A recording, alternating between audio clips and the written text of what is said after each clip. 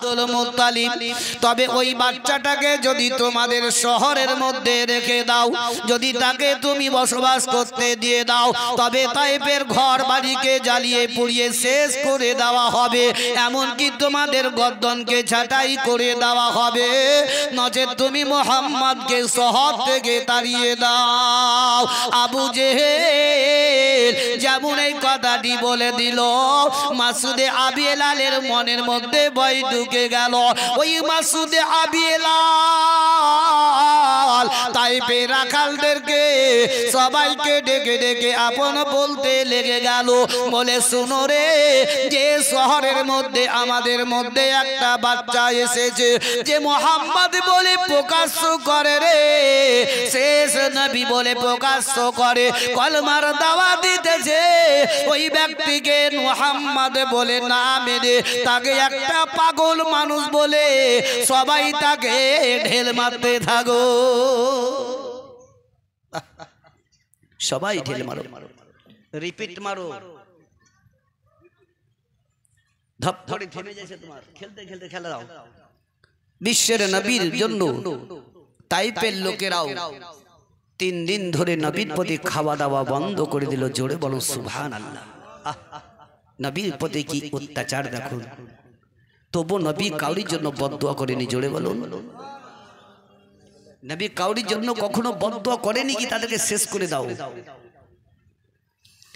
বিশ্বের নবী, কুল কায়নাতের নবী জনাবে মুহাম্মদ রাসূলুল্লাহ সাল্লাল্লাহু তাআলা আলাইহি ওয়াসাল্লাম ওই জায়েদের হাতখানা আবার ধরে নিয়ে বললেন, জায়েদ দেখো তায়েফের মধ্যেও আবু জেহেল এসে গেছে, আর এই জায়গাতেও এসে অত্যাচার শুরু করে দিয়েছে।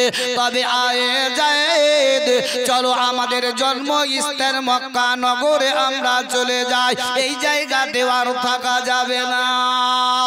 ওই তায়েফের রাখালেরা বিশ্বের নবীর শরীরের উপরে পাথর মারতে লাগল, নবীর মুস্তাফার প্রতি ঢেল মারতে লেগে গেল। দয়ার নবীজি ওই সমাতে জায়েদের হাতটা ধরে নিয়ে তায়েফ থেকে হাঁটতে হাঁটতে হাঁটতে মক্কার দিকে নবী আমার চলতে আরম্ভ করে দিলেন। তায়েফের বাইরে এমন একটা পাহাড় আছে রে বাবা, ওই পাহাড়ের নিচে বিশ্বের নবীজি আমার জায়েদকে বললেন, জায়েদ এই পাহাড়ের নিচে একটু আরাম করে নাও, তারপরে আমরা মক্কার দিকে চলে যাব। আজ 3 দিন থেকে অনাহারে আছো, 3 দিন থেকে পানি পান করো নাই। জায়েদ বিশ্বের নবীর দিকে তাকিয়ে তাকিয়ে তার 2 চোখ দিয়ে পানি পড়ে গেল। জায়েদ আমার স্ত্রীর ভাবে থামতে পারে না। বিশ্বের নবীজি দয়ার নবী মুস্তাফা আমার ওই পাহাড়ের মধ্যে টেক লাগিয়ে দিয়ে নবী আমার আরাম করতেছিলেন। এমন সমাতে তায়েফের রাখালেরা যখন বিশ্বের নবীকে দেখতে পেয়ে গেল, ওই সমাতে তায়েফের রাখালেরা বলল, ওই দেখো যে পাগল লোকটা আমাদের শহরে এসেছিল, ওই পাগল লোকটা পাহাড়ের নিচে আরাম করতেছে, চলো চলো আমরা পাহাড়ের উপরে গিয়ে একটা পাথর তুলে নিয়ে ওই পাগলের ওপরে ছেড়ে দিব, পাগল আপন শেষ হয়ে যাবে। জোরে বলবে না, একটু মহব্বতের সহিত বলুন সুবহানাল্লাহ। পিচকার লোকে বলুন, আমার ভাইজানকে বলবে আসতে বলবেন, ওদেরকে একটু জোরে বলা করা। ভাই আপনাদের নিকট আজকে আমি নতুন এসেছি, তাই না? আর আপনারাও নতুন, তাহলে আপনাদের মহব্বত এই পিচকার লোকের একটু আগে আগে চলে আসেন, আগে চলে আসেন, একটু সেটে সেটে বসেন, ভালো লাগবে। তার জন্য দরবে আল্লাহুম্মা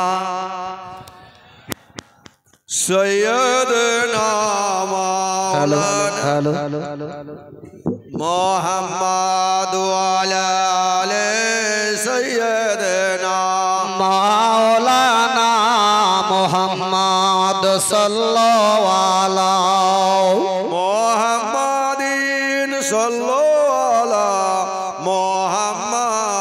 হরদম জবান से निकालो पाक नामे मोहम्मद, हरदम जबान निकालो साफियाना मोहम्मद। নৌকার মাঝি পারি করে দে দেরি করিস না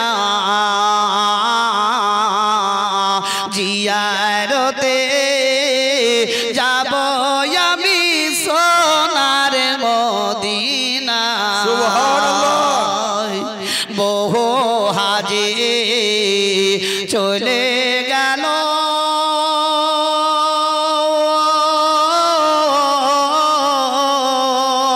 আমায় সমগ দিয়া ইয়া তো কেমনে ডাকলাম তবু চাইল না ফিরিয়া গরিব বলে আমায় তারা সঙ্গে নিল না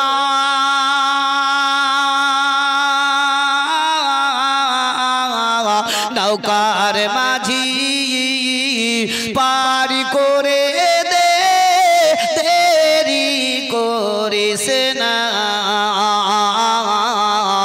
জিয়ারতে যাব আমি সোনার মদিনায় নদী নালা নাই গো যেথা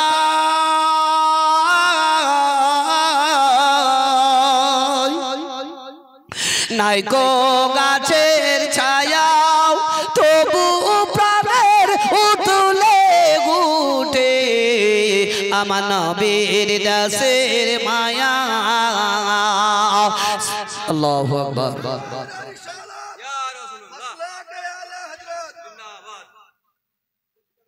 যাই হোক মাশাআল্লাহ আপনাদের জোশ খুব ভালোই আছে ভাই তকবীরের ধ্বনি যে আপনাদের এত আওয়াজ বেড়েছে বুঝলেন বহু দূর তক চলে যাবে না মাইক পর্যন্ত ফেল আর একজন তকবীর দিচ্ছে মোহাম্মতের সহিত তাদেরকে আল্লাহু আকবার বলতে আল্লাহর নামটা নিতে আমাদেরকে লজ্জা লাগছে যদি পার্টির মিছিল এখন যদি বলে কি বন্দে মাতারাম পোখা ভাই একবার দিবে হ্যাঁ থাকবে হ্যাঁ হারামের জায়গাতে আওয়াজ খুব আর নেকির জায়গাতে আওয়াজ খুব কম এই তো আমরা মুসলমান এই তো আমরা নাম ধারাদি মুসলমান পরিবর্তন হন মাশাআল্লাহ বাপজিরা আমার আরে আল্লাহর নাম নিব তো আমাদের ভয় কোন জায়গায় লজ্জা কিসের তাকবীর দিব তাকবীরের সাথে ধ্বনিতে আমরা আওয়াজ করব কি আল্লাহু আকবার ইয়া রাসূলুল্লাহ নবীর তো কেমন আমরা মুসলমান যাই হোক বাপজিরা আমার ভাইরা আমার বিশ্বের নবীজি আমার ও পাহাড়ের নিচে যখন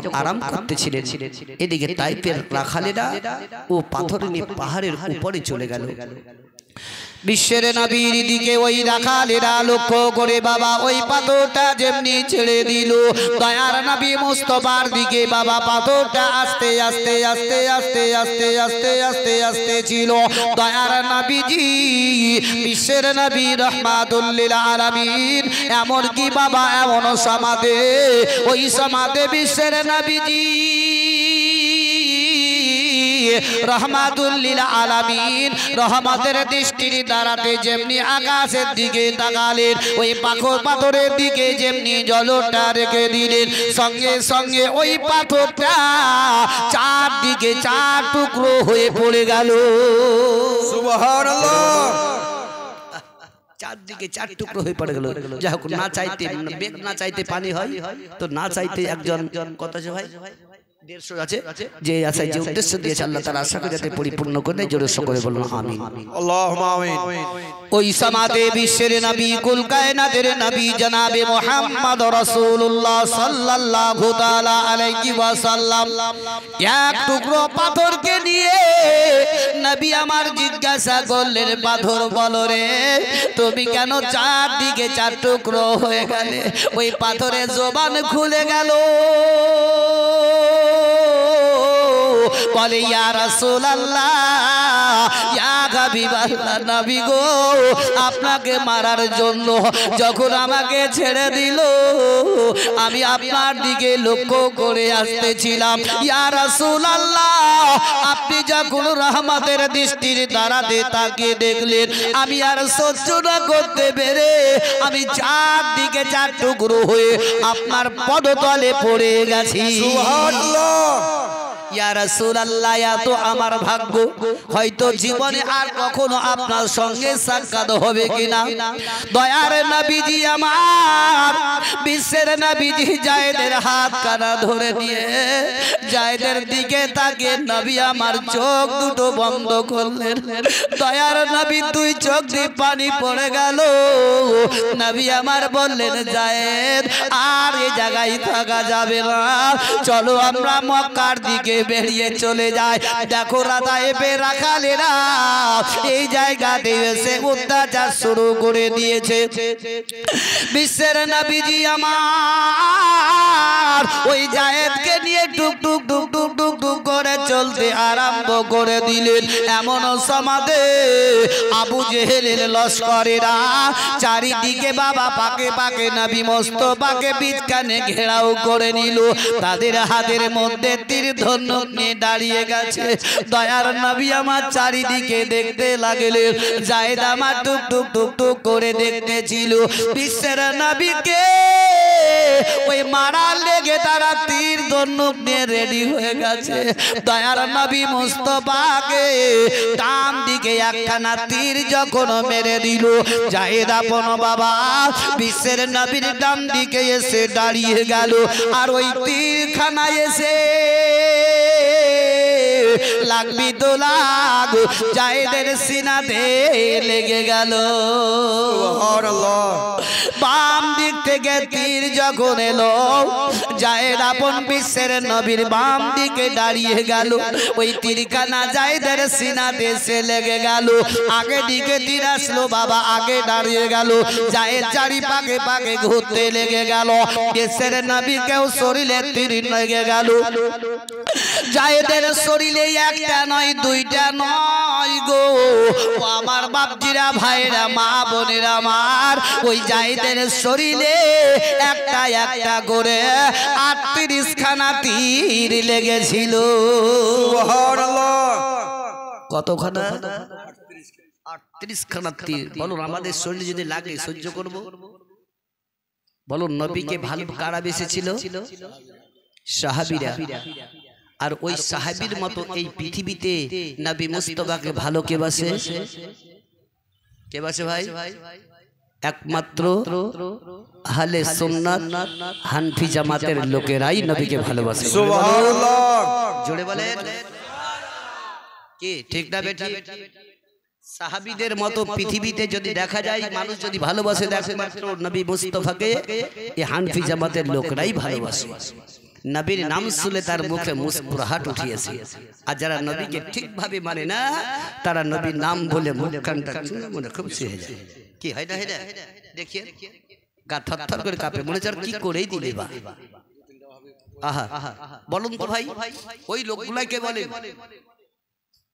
নবী কোরআন পেয়েছি কার কারণে নবীর কারণে নামাজ পেয়েছি কার কারণে নবীর কারণে রোজা পেয়েছি কার কারণে কাবা পেয়েছি কার কারণে তাহলে কোরআনকে যদি ভালোবাসতে হয় তার আগে কাকে ভালোবাসতে হবে নবীকে নামাজকে ভালোবাসার আগে কাকে ভালোবাসতে হবে রোজাকে ভালোবাসার আগে কাকে ভালোবাসতে হবে কাবাকে ভালোবাসার আগে কাকে ভালোবাসতে হবে তাহলে বলুন তাদেরকে বলে দাও এই যদি নবীকে আগে ভালোবাসতে হয় যদি নাই পড়তে হয় তোমরা যদি নবীকে না মানো তাহলে নবী যে কিছু নিয়েছে সব তোমরা ছেড়ে দাও পারবে এরা বুঝে এরা বুঝে না আবু জেহেলের মতো আবু জেহেল জানতো না ये বিশ্বের নবী নিলে হচ্ছে আখিরের নবী জানতো ভাই খুব বুঝেন খালি মোবাইল দেখে দেখে মোবাইল মৌলবি তৈরি হয়ে হয় না বহুত রকমের পাবলিক যুবক যুবক ছেলেদেরকে দেখি বুঝলেন এই মোবাইল দেখে দেখে মৌলবিদের সঙ্গে তর্ক লেগে যায় লাগে না এমন এমন আছে ভাই একটু আগে আগে চলে আসেন জায়গা ফাঁকা ফেলে আগে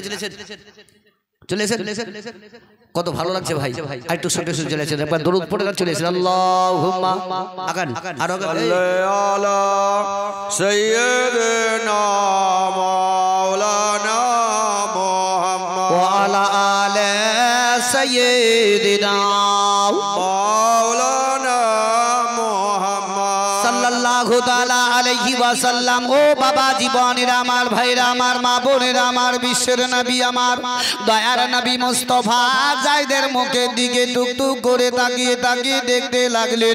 জায়দ আপন জমিনের মধ্যে বাবা লুটে পড়ে গেলেন। জায়দার স্ত্রী ভাবে থামতে পারে নাই। দয়ার নবীজি জায়দের শরীর থেকে একটা একটা করে তীর গুলাকে বের করে দিলে জায়দ বাবা থামতে পারে নাই। জায়দের হুলকুমটা শুকিয়ে গেছে। 3 দিন থেকে অনাকারে আছে, 3 দিন থেকে পিপাসায় পড়ে আছে। জায়দ আঙ্গুলের ইশারা দিয়ে বলে ইয়া রাসূলুল্লাহ, ইয়া হাবিবাল্লাহ, নবী গো আপনি তায়েফের জন্য একটু বদদুয়া করে দিন যাতে তায়েফের লোকেরা ধ্বংস হয়ে যায়। বিশ্বের নবী আমার জায়েদকে সিনাতে লাগিয়ে নিয়ে বললেন, ও জায়েদ, আমি যদি একবার বলে দিই তায়েফবাসীরা ধ্বংস হয়ে যাবে, তবে যদি তায়েফবাসী ধ্বংস হয়ে যায় তবে আমার পৃথিবীতে কালমা পড়নেওয়ালা কেউ থাকবে না। সুবহানাল্লাহ। ও জায়েদ, আমি তাদেরকে মাফ করে দিলাম, তুমিও তাদেরকে মাফ করে দাও। এখন আল্লাহ রব্বুল ইজ্জত হযরতে জিবরিল আমিনকে বললেন, ও জিবরিল দেখো দেখো আমার হাবিবের দিকে আমার নবী মুস্তাফার প্রতি কি অত্যাচার হয়েছে গো। ও জিবরিল যাও যাও আমার হাবিবের কাছ থেকে ইজাজত হুকুম নিয়ে ওই তায়েফবাসীকে ধ্বংস করে দাও। জোরে বলো। বিশ্বের নবীর কাছে ও জিবরিল আমিন আসলেন। আসার পরে বললেন, ইয়া রাসূলুল্লাহ, ইয়া হাবিবাল্লাহ, নবী গো আপনি যদি একবার হুকুম দিয়ে দেন ওই তায়েফবাসীকে ধ্বংস করে দেওয়া হবে। বিশ্বের নবী আমার চোখ দুটো বন্ধ করলেন। নবীর 2 চোখের কোণা দিয়ে পানি পড়ে গেল। নবী আমার বললেন, জিবরিল যাও যাও আল্লাহকে বলে দাও আমি তাদেরকে মাফ করে দিয়েছি, আল্লাহ যাতে তাদেরকে মাফ করে দেয়। তাহলে কেমন নবী ছিলেন। আর আজ আমাদের দেশের মানুষ কেউ যদি একটা থাপ্পড় মেরে দেয় বুঝলেন, ওকে 4-5 বার না মারা পর্যন্ত ছাড়বে না, ওকে বদলা লিব তো যাবে এরকম। নবীর আদর্শটাই দেখে। ওই সমাজে বিশ্বের নবীজি আমার ওই জায়েদকে ধরে নিয়ে টুক টুক টুক টুক টুক টুক করে রাস্তা ধরে চলতে আরম্ভ করে দিলেন। দয়ার নবীজি সামনে একটি আঙ্গুরের বাগান দেখতে পেলেন। ওই বাগানের ভিতরে গিয়ে বিশ্বের নবী একটি পাথরের উপরে যেমন শুয়ে দিলেন, এদিকে বাগান মালিক দূর থেকে দেখতেছিল কে আমার বাগানে চোর প্রবেশ করেছে আমার আঙ্গুর চুরি করার জন্য। বিশ্বের নবী আমার জায়েদকে শুয়ে দিয়ে তাকিয়ে তাকিয়ে দেখতেছে। দয়ার নবীর 2 চোখ দিয়ে পানি পড়তেছিল। জায়েদ আপন বাবা তত্তর তত্তর করে কাঁপতেছে, শরীর দিয়ে রক্ত গড়ে গড়ে গড়ে চলে যায়। দয়ার নবী আমার বললেন, জায়েদ ও জায়েদ চোখের পানি বন্ধ করো, আমি নবী মুস্তাফা আমি আর সহ্য করতে পারি না, একটু চোখের পানিটা বন্ধ করো। বিশ্বের নবীকে জায়েদ আমার ইশারা করে বলেন, ইয়া রাসূলুল্লাহ, ইয়া হাবিবাল্লাহ, নবী গো আমার হুলকুম শুকিয়ে গেছে, আমার অবস্থা যায় যায় হয়ে গেছে। ইয়া রাসূলুল্লাহ ওই আঙ্গুরের গাছ থেকে আঙ্গুর পেড়ে আমার মুখে দিয়ে দিয়ে। হায়রে দয়ার নবীজি জায়েদকে আপন সিরাতে লাগিয়ে দিলেন। দয়ার নবীজি জায়েদকে বললেন, জায়েদ এই বাগানের মালিক দেখতে পাওয়া যায় না, তবে জায়েদ শুনো গো আমি বিনা ইজাজতে বিনা হুকুমে আঙ্গুর পেড়ে তোমার মুখে দিতে পারবো না। না বলা করে যদি আঙ্গুর পেড়ে দিই সেটা তোমারও আমার জন্য হারাম হয়ে যাবে। সুবহানাল্লাহ। হবে না হবে না না হালাল হবে?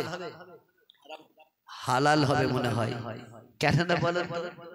আজ কত কত দেশে আপনাদের কাছে আম ধরেছে, ধরেনি? বাচ্চা বাচ্চা ছেলেরা যখন আম পেড়ে নিয়ে যায় মায়ের হাতে দেয়, দেয় না? না বাপের হাতে দেয়? মার হাতে দেয়। মা জিজ্ঞাসা বেটা তো পেলে কোনটি? তো অমুকের গাছ থেকে, কালকে আর দুটা বেশি করলে আসিস। হালাল হলো না? চোরের মাস্টার তো এরাই, চুরির মাস্টার হচ্ছে এরাই। আজকে একটু ভেবে দেখুন। এই জন্য বলে কি, এক লোকমা যদি কাউরি না বলা করে কোনো জিনিস খাওয়া যায় সেটা তো হারাম, তার জন্য 40 দিনকার ইবাদত পর্যন্ত বরবাদ হয়ে যায়। আজকে আমরা কত কত লোকের কাছ থেকে বেঈমানি করি, মিথ্যা ধর্ম করে আমরা খাচ্ছি ভাই।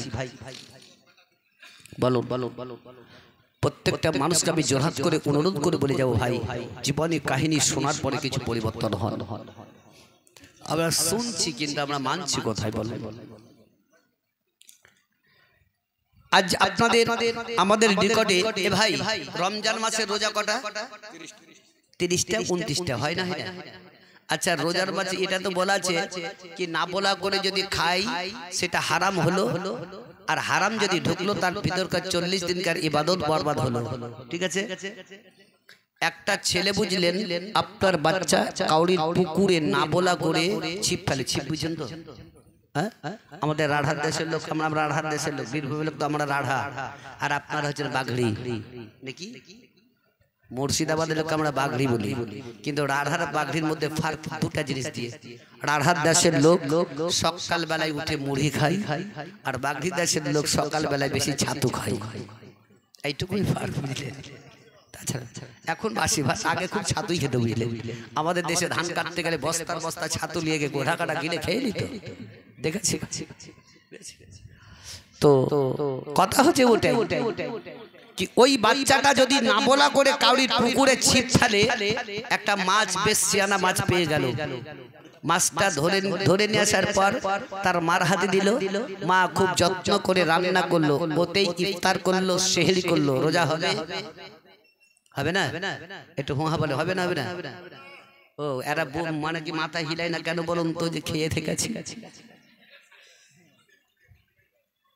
পরিবর্তন হন। এত কষ্ট করে আমরা মাহে রমজানের রোজা করছি, খেয়ে না খেয়ে লোকে চুরি চামারি করে করবো কেন? মা, আমার মা জননীর, আমার খবরদার, রমজান মাসে কাউরি কোনো হারাম জিনিস না খেয়ে যে কষ্ট করে রোজা করছি আল্লাহকে পাওয়ার জন্য, সেটাকে পাওয়ার একটা উদ্দেশ্য। আজ আমরা কত কত মানুষ ভুলে পথে চলে। বিশ্বের নবী বললেন, আমি না বলা করি এ গাছের আঙ্গুর পেরে তোমরা আমি মুখে দিতে পারবো না। বিশ্বের নবী আমার দয়ার নবী মুস্তাফা জায়েদের মুখের দিকে তাকিয়ে তাকিয়ে তাকিয়ে তাকিয়ে দেখতেছিলেন।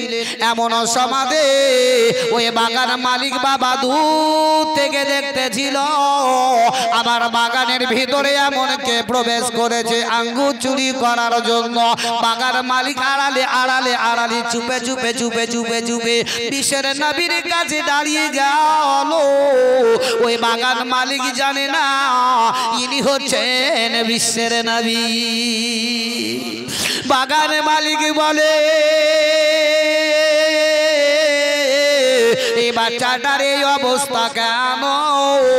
দয়ার নবী মুস্তাফা বললে, তুমি কে বলো? বলে, হচ্ছে আমি এই বাগানের মালিক। নবী আমার বললেন, এ বাগান মালিক, এই বাচ্চাটার অবস্থা যায় যায় হয়ে গেছে, বাচ্চাটা অকালে মারা যাবে। 3 দিন থেকে অনাহারে পিপাসায় রয়েছে, হুলকমটা শুকিয়ে গেছে। ওই বাগান মালিক 2খানা আঙ্গুর পেরে বিশ্বের নবীর হাতের মধ্যে তুলে দিলেন। বললেন কি, তাড়াতাড়ি এই বাচ্চাটার মুখে আঙ্গুরটা তুলে দিন, নচেত বাচ্চাটা অকালে মারা যাবে। দয়ার নবীজি রহমাতুল লিল আলামিন একটা আঙ্গুর নিয়ে বাবা ওই জায়েদের মুখে যেমনি দিতে চলে গেলেন, ওই সমাজে জায়েদ মুখটাকে বন্ধ করে নিয়ে বিশ্বের নবীকে আঙ্গুলের ইশারা করে বলতেছে, ইয়া রাসূলুল্লাহ, ইয়া হাবিব আল্লাহ নবী গো একসঙ্গে একই সাথে ওই তায়েফ থেকে আমরা বেরিয়ে গেছি আপনিও 3 দিন থেকে অনাহারে আছেন আপনিও 3 দিন থেকে পিপাসায় রয়েছেন ইয়া রাসূলুল্লাহ আগে আপনি খেয়ে নিন তারপরে আমার মুখে দিবে সুবহানাল্লাহ যাইদ বলছে ইয়া রাসূলুল্লাহ আপনিও তো 3 দিন থেকে অনাহারে আছেন আগে আপনার মুখে দেন তারপরে আপনি আমার মুখে দিবেন এই হুকুম শুকিয়ে গেছে ছটফট করে যায় বিশ্বের নবীজি আমার চট করে যায়েদকে ধরে নিয়ে বলতে লাগলেন ও যায়েদ কে এমন তোমার জন্ম দেনেওয়ালা বাপ কে এমন কে তোমার গর্ভধারিণী মা তবে যায়েদ একটাই কথা শুনে নাও আমি বিশ্বের নবী বলতেছি ও যায়েদ এই আঙ্গুরের 2খানা চুকা আমি তোমার মা এবং বাপের জান্নাতের টিকিট দিয়ে দিলাম সুবহানাল্লাহ জোরে বলো একটু সাউন্ড বাড়াও জোরে বলো বিশ্বের নবীজি আমার বললেন কি তোমার মা এবং বাপের আমি জান্নাতের টিকিট দিলাম বলুন সারা বিশ্বের মানুষের কথা যদি অমান্য হয় আমার নবীর কথা মান্য হবে হবে কি ভাই তাহলে বলুন ওই নবীর আদর্শ মেনে চলো নবীর সুন্নাত পালন করো আজ আমরা কেন ভুল পথে চলছি ভাই আমি জোরহাত করে বলছি এতদিন যা করেছেন তোবা তিল্লা করে পরিবর্তন হয়ে আখিরাতকে চিন্তা করে জাহান্নামের আগুনকে স্মরণ করে আল্লাহর ইবাদতে একটু ধাবিত হয়ে যাবে আমরা বসে বসে সময় কাটাই এখানে ওখানে সে সময়টা না কাটিয়ে কমসে কম 10টা মিনিট মসজিদে গিয়ে আল্লাহ আল্লাহ করো আল্লাহ বলছে ও আমার বান্দা বান্দিরা তোমরা যদি কোনো কিছুই যদি না জানো তবে যদি নামাজের অবস্থায় রুকুতে সাজদাতে আল্লাহ আল্লাহ বলে আমাকে যদি ডাকো আমি আল্লাহ তোমার সেটা আমি কবুল করে নিব সুবহানাল্লাহ কত অফার দিয়েছেন তবে আজ আমরা পরিবর্তন হয় না কত কত মানুষ দেখুন আজ পৃথিবী দুনিয়া থেকে চলে যাচ্ছে কি দিয়ে যাচ্ছে কিছুই নয় যেগুলো আমরা মসজিদ মাদ্রাসায় যেগুলো আমরা দান খায়রাত করব জিকির আজকার করব ইবাদত করব এগুলাই সঙ্গে যাবে তাছাড়া কিচ্ছু নয় জমি জায়গা নিয়ে আজকে আমরা মারামারি করি সব পড়ে থেকে যাবে কিছুই যাবে না বিশ্বের নবী কুল কায়নাতের নবী জনাবে মুহাম্মদ রাসূলুল্লাহ সাল্লাল্লাহু তাআলা আলাইহি ওয়াসাল্লাম সেখান থেকে যায়েদকে নিয়ে চলে গেলেন এমন কি বিশ্বের নবী আবার মক্কা থেকে বাইরে গিয়ে একটা পাহাড়ি পাথরের উপরে বসে কলমার দাওয়া দিতেছিলেন জোরে বলো সুবহানাল্লাহ সুবহানাল্লাহ আল্লাহর নবী দয়ার মুস্তাফা সাল্লাল্লাহু তাআলা আলাইহি ওয়াসাল্লাম পাথরের উপরে যখন চেপে আপন কলমার দাওয়া দিতেছিলেন এমন সময়ে জঙ্গল থেকে একটা বাঘ বেরিয়েছে বিশ্বের নবীর মুখে সম্মুখে বসে গেল ওই বাঘটা নবী মুস্তাফার মুখের দিকে বারবার চেয়ে চেয়ে দেখতে লাগলো দয়ার নবীজিকে ওই বাঘ বাবা দেখতে দেখতে বাঘে 2 চোখ দিয়ে পানি পড়ে গেল বাঘ আর নবী মুস্তাফার নিকটে আর বাবা বসলো না বাঘটা উঠে বাবা রাস্তা ধরে জঙ্গলের দিকে চলতে আরম্ভ করে দিল এমন সমাধে ওই বাঘ বাবা একটু দূরে যাওয়ার পরে দেখছে তো কয়েকটা রাখালেরা ছাগল মেষ চড়াতে ছিল ওই রাখালদের কাছে গিয়ে বাঘ দূরে দাঁড়িয়ে গেল বাঘের 2 চোখ দিয়ে পানি পড়তেছিল বাঘ বলে আল্লাহ গো তুমি আমার জবানটা একবার খুলে দাও আল্লাহ তুমি মানুষের নাই জবানটা খুলে দাও যাতে তোমার বিশ্বের নবীর পরিচয়টা এই রাখালদেরকে আমি বলে দিতে পারি সুবহানাল্লাহ তাহলে জানোয়ারের নবীকে চিনেছে না চিনেনি এই হোহা বলেন চিনেছে না চিনেনি সাল্লাল্লাহু তাআলা আলাইহি ওয়াসাল্লাম বাবা জীবনের আমার ভাইরা আমার মা বোনেরা আমার এদিকে বিশ্বের নবীর দিকে লক্ষ্য করে বাঘ আপন বলল আল্লাহ গো তুমি আমার জবানটা একবার খুলে দাও যাতে তোমার বিশ্বের নবী পরিচয়টা আমি বলে দিতে পারি আল্লাহ রাব্বুল যার সঙ্গে সঙ্গে বাঘের জবানটা খুলে দিল ওই বাঘ রাখালদেরকে বলতে লাগলো বলে রাখালি রে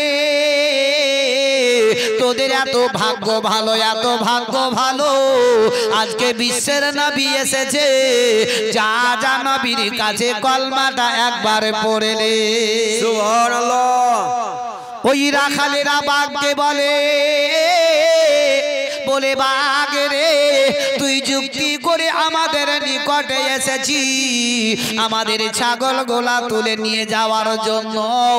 বাঘ আপন বাবা থাবা মেরে বসে গেল। বাঘের দুই চোখ দিয়ে পানি বাবা টস টস করে জমিনে পড়তে লেগে গেল। বাঘ বলল, রাখালি রে, আমি একটা জঙ্গলের পশু রে, তাই আমার কথা তোদের বিশ্বাস হয় না। আমার বিশ্বের নবী যদি একবার চলে যান, কিয়ামত পর্যন্ত তোদের সঙ্গে নবীর সাক্ষাৎ হবে না। সুবহানাল্লাহ। ওরে রাখালি রে, চলে যা, চলে যা, বিশ্বের নবীর কাছে কলমাটা তোরা পড়ে নে। রাখালিরা বাবা সমস্ত বেশে ছাগলের দিকে তাকিয়ে দেখতে লাগল। ছাগল গোলা জমিনের মধ্যে বুক লাগিয়েছিল, তারা কেউ আর জমিনে মুখ লাগাই না, এমনকি আসমানের দিকে মুখটা ছেড়ে তারা কান্না করে, তাদেরও চোখ দিয়ে পানি পড়ে যায়। রাখালেরা ওই ছাগলের দিকে দেখতে লাগিল। বাঘ বলল, রাখালে রে, তোদের ছাগলগুলা একটা একটা করে গিনতি করে এক জায়গাতে একত্র করে দে। তোরা বিশ্বের নবীর নিকট থেকে যতক্ষণ পর্যন্ত না আসবে আমি এই জায়গা থেকে চলে যাব না। সুবহানাল্লাহ। বলছে যা, তোরা গিনতি করে দেখে দেখে একটা একটা করে। ভাই উঠে উঠে পালিয়ে সবাই, এই পালাচ্ছেন নাকি? বসেন, বিড়িদের খাওয়ার মনে হয়েছে। মানুষ ভাই, আজকে যে আপনাদের নিকটে আমি যা বলছি আগে আগামীকাল শুনতে পাবেন, এই রাতটাকে আগামীকাল পাবেন। তাহলে এই রাতটাকে কেন আমরা অবহেলা করব? আমরা হারাম জায়গাতে ঘন্টার ঘন্টা কাটিয়ে থেকে যাই, সারা সারা রাত থেকে যাই, কিন্তু আমরা জালসা মিলাতে গিয়ে দেখবেন যেমন রাত 12টা বাজলে চলে বাড়ি নাকি। এটাই হচ্ছে ভাই। স্থির ভাবে বসে চেষ্টা থাকুন। আপনারা যতক্ষণ পর্যন্ত থাকবেন ইনশাআল্লাহ যদি বলেন আমি আজ সারা রাত কাটিয়ে দিতে পারবো। সুবহানাল্লাহ, সুবহানাল্লাহ। তা হিলাহিলি না করে। আর কেউ কেউ দেখবে নিশা মিশা তো আছে, বিড়ি খেতে চা খেতে ছুটি পড়ে টুকটুক, কিন্তু একসাথে গিয়ে শোভাটাকে নষ্ট করবেন না। যাচ্ছেন যান, আবার এসে বসার চেষ্টাটা করুন। ওই সমাদে বিশ্বের নবীজি আমার কুল কায়নাতের নবী জনাবে মুহাম্মদ রাসূলুল্লাহ সাল্লাল্লাহু তাআলা আলাইহি ওয়াসাল্লাম ওই পাহাড়ের উপরে কালমার দাওয়া যখন দিতেছিলেন, এমন সমাদে রাখালেরা দৌড়ে দৌড়ে দৌড়ে দৌড়ে দৌড়ে দৌড়ে বিশ্বের নবীর কাছে চলে গেল। দয়ার নবী মুস্তাফার কাছে গিয়ে রাখালেরা দাঁড়িয়ে গেল। দয়ার নবীর দিকে লক্ষ্য করে রাখালেরা বলল, ওগো আল্লাহর নবী,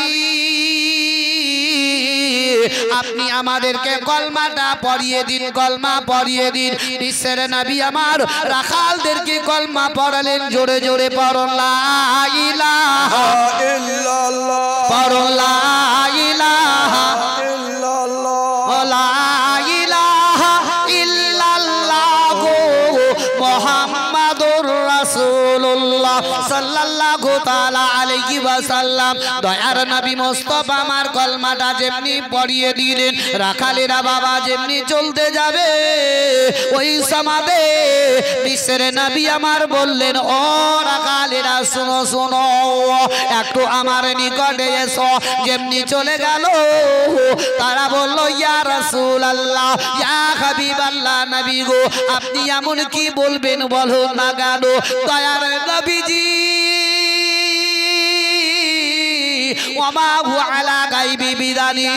নবী আমার জানা সত্ত্বে ওই রাখালদেরকে বলতে লাগলেন, রাখালে রে তোমাদেরকে কে এমন গাওয়াহি দিল আমি পাহাড়ের উপরে কলমার দাওয়া দিতেছি? সুবহানাল্লাহ। রাখালরা বলল, ইয়া রাসূলুল্লাহ,